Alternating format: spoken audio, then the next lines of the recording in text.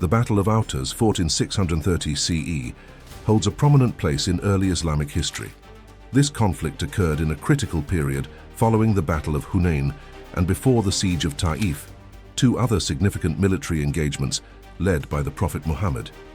The series of battles during this time showcased the growing strength and resilience of the Muslim community as they faced and overcame substantial challenges from hostile tribes in the Arabian Peninsula. To understand the significance of the Battle of Autas, it's essential to consider the context in which it occurred. The Arabian Peninsula was a region marked by tribal alliances and frequent conflicts. The tribes that opposed the Muslims, such as the Thaqifites, Hawazins, Joshimites, and Sadites, were powerful groups that had considerable influence in the region. Their alliance posed a serious threat to the early Muslim community, which was still consolidating its power after the conquest of Mecca. After the Muslims' victory at the Battle of Hunayn, where they faced a massive ambush but ultimately emerged victorious, the hostile tribes retreated to the fortified city of Taif.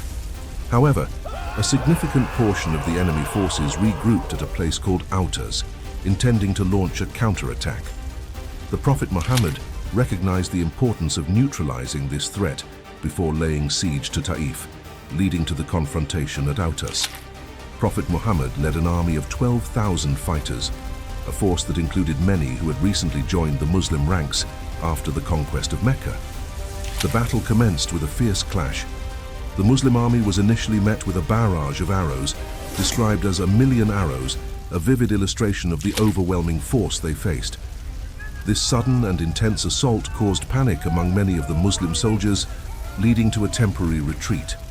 It is said that only 9 men, including Uthman ibn Affan, one of the Prophet's closest companions and future caliph, remained steadfastly by the Prophet's side during this critical moment.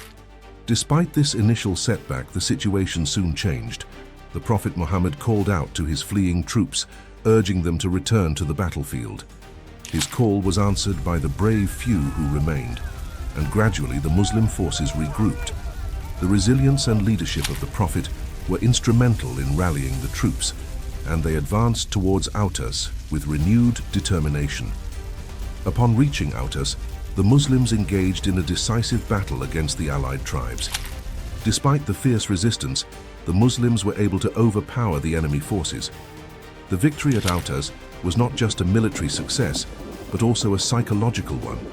The defeat of the hostile tribes solidified the Muslims' dominance in the region and significantly weakened the opposition. In addition to the military victory, the Muslims captured a large amount of war booty, which included weapons, livestock, and other valuable goods.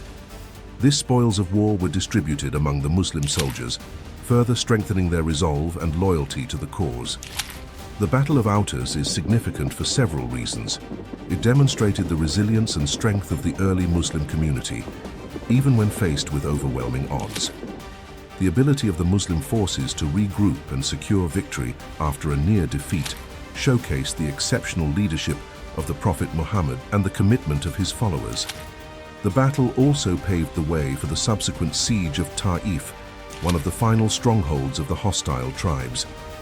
Although the siege itself was not immediately successful, the victories at Hunayn and Autas had already dealt a significant blow to the opposition, eventually leading to the submission of Taif and further consolidation of Muslim control over the Arabian Peninsula.